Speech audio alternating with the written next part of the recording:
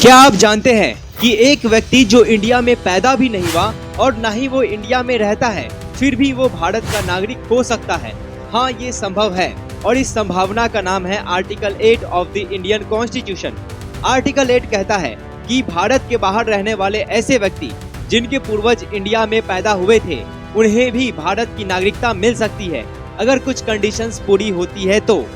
ये आर्टिकल उन लोगों के लिए बनाया गया था जो पार्टीशन के पहले या बाद में भारत छोड़कर किसी और देश में सेटल हो गए थे, जैसे Fiji, Mauritius, south Africa, Trinidad, UK, Canada और यूएस में रहने वाले भारतीय वंशज। तो अब सवाल उठता है कि कैसे मिलती है सिटीजनशिप आर्टिकल 8 के तहत।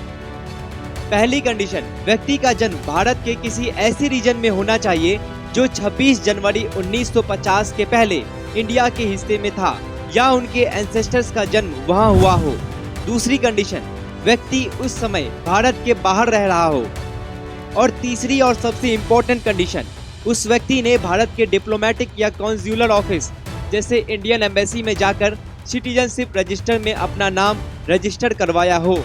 इसका मतलब ये है कि अगर आपके दादा दादी या नाना नानी इंडिया में पैदा हुए थे और आप किसी और देश में रह रहे हैं, तो आप इंडियन एम्बेसी के जरिए इंडियन सिटीजनशिप के लिए अप्लाई कर सकते हैं आर्टिकल 8 के तहत। तो दोस्तों, आर्टिकल 8 एक पुल है भारत और उसके दुनिया भर में बिखरे हुए वंशजों के बीच में। ये उन लोगों के लिए एक मौका है जो भारत से दूर पैदा हुए लेकिन दिल से भारत के करीब हैं। भारत सिर्फ जमीन का टुकड़ा नहीं है, बल्कि एक पहचान है जिसे आर्टिकल 8 जैसे कानून और भी मजबूत बनाते हैं। जय हिंद।